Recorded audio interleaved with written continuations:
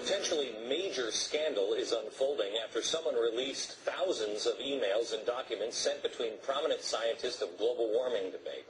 The New York Times has verified that these emails are legitimate, which wasn't too hard because some of them were written by and to one of their reporters. More on that here in just a second. But first, let's start with the science that has been so settled for all these years. What are these guys saying behind closed doors about their so-called bulletproof consensus?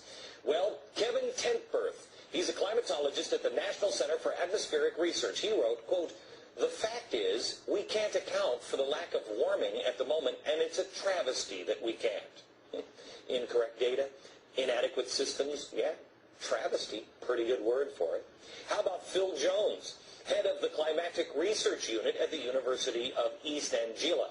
"I have just completed Mike's nature trick of adding in the real temps to each series for the last 20 years to hide the decline." Yes, he's talking about a trick that another scientist previously used in a peer-reviewed journal to apparently hide the decline in temperatures. Incredible.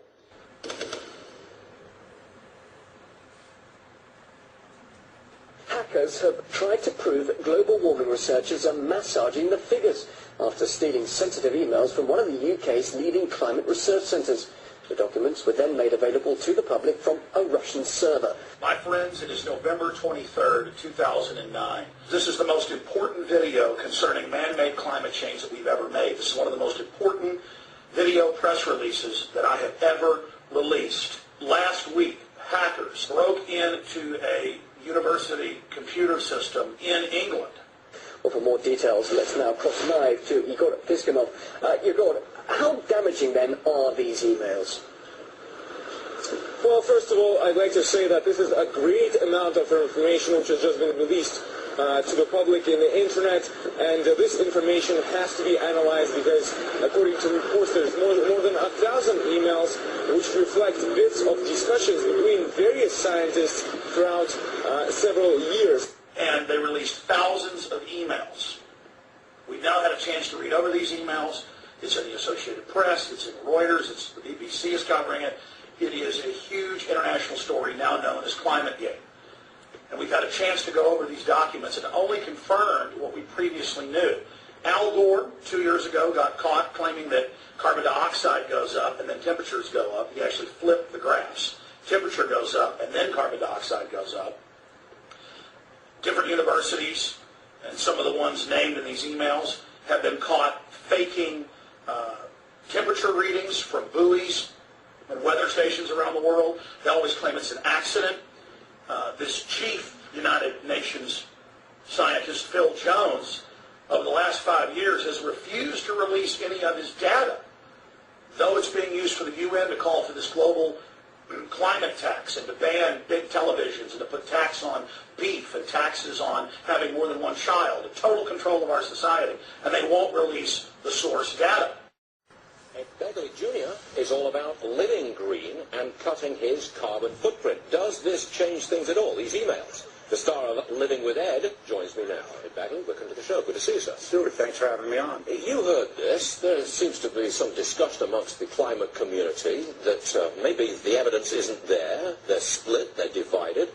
Do you ever think that maybe you're wrong about global warming?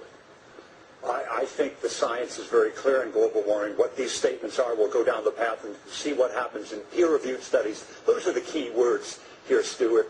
Peer-reviewed studies. If these scientists have done something wrong, it will be found out and their peers will determine it. I don't think geologists should write papers about being an actor or a newscaster, nor should... don't get your information from me, folks, or any newscaster. Get it from people with PhD after the name. Peer-reviewed studies are the key words. And if it comes out in peer-reviewed studies that there are some cooking the books, that will come. Well, you know, Senator Inhofe has a list of 700 climate scientists who say this global warming, they've got problems with the whole theory of global warming.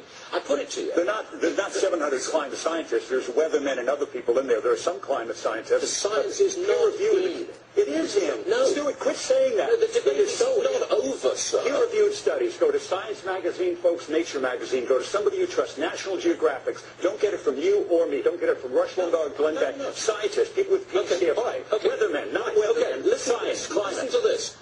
had a Princeton professor on my program. What does he have his degree in? Look, he's a physicist. Okay, He's a Princeton professor. I want people who are PhDs in climate science. Whose question The scientist isn't going to tell you the difference between a quark and a boson. He's not going to tell you. So there's no question whatsoever.